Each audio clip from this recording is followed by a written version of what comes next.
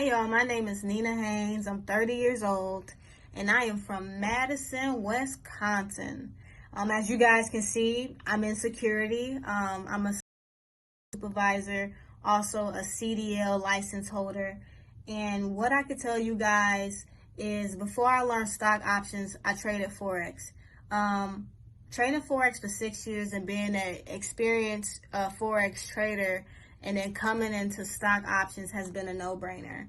Not only is it easier, but I've been able to take $1,000, guys, and turn it into $9,000 in 3 weeks. 3 weeks. So one thing I'm really grateful for is my coach, because she puts you in a position to win always.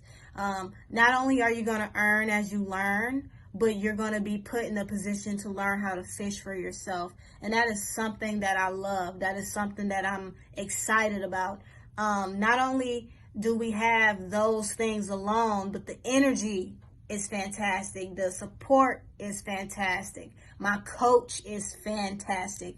So I wouldn't recommend anybody else. I highly recommend Jessica Ramos and the team at Economy. Peace, y'all.